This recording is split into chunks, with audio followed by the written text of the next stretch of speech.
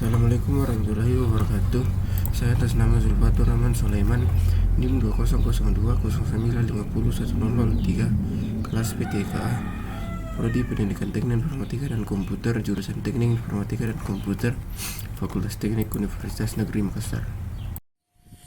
Yang pertama itu modul I/O dan fungsinya. Modul I/O merupakan suatu entiti dalam komputer yang bertanggung jawab atas pengontrolan suatu perangkat eksternal atau lebih, dan pertukaran data antara perangkat dengan memori utama dan atau register-register CPU. Fungsi atau persyaratan utama bagi modul I/O dapat dibagi menjadi beberapa kategori seperti di bawah ini. Yang pertama itu kontrol dan timing, yang kedua komunikasi CPU, yang ketiga komunikasi perangkat, yang keempat data buffering, dan yang kelima deteksi error. Kedua itu klasifikasi perangkat I/O. Perangkat I/O dapat dikelompokkan berdasarkan yang pertama itu sifat aliran datanya terbagi atas perangkat berorientasi blok, yaitu menyimpan, menerima, dan mengirim informasi sebagai blok-blok berukuran tetap yang berukuran 128 sampai 1024 byte dan memiliki alamat tersendiri sehingga memungkinkan membaca atau menulis blok-blok secara independen, yaitu dapat membaca atau menulis sembarang blok tanpa harus melewati blok-blok lain. Contohnya yaitu disk, tape, CD-ROM, dan optical disk. Kemudian perangkat berorientasi aliran karakter. Perangkat yang menerima dan mengirimkan aliran karakter tanpa membentuk suatu struktur blok, contohnya terminal, line printer, pita kertas, kartu-kartu berlubang, interface, dan mouse. Yang kedua itu sasaran komunikasi yang terbagi atas. Yang pertama, perangkat yang terbaca oleh manusia.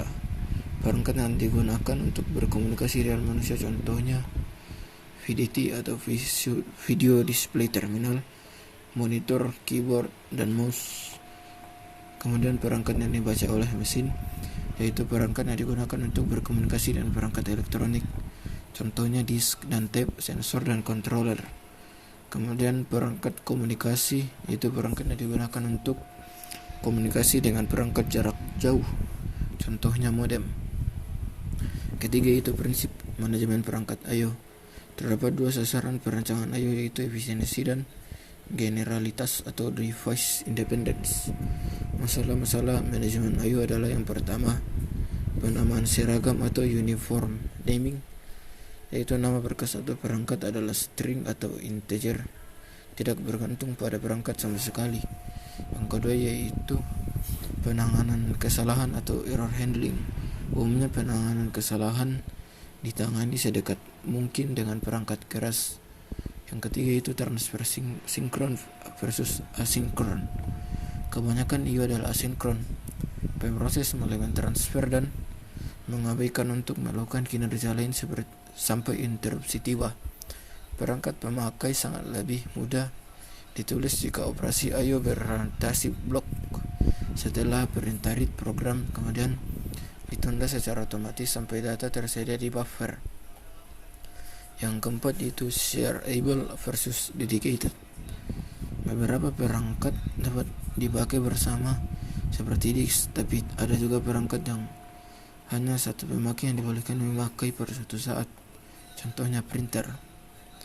Kemudian yang keempat itu DMA atau Direct Memory Access. Direct Memory Access atau bisa disebut DMA adalah satu alat pengendali khusus yang disediakan untuk memungkinkan transfer blok data langsung antar perangkat eksternal dan memori utama tanpa intervensi terus-menerus dari prosesor. Banyak sistem perangkat keras menggunakan DMA termasuk pengendali disk drive, VGA, LAN card, dan sound card.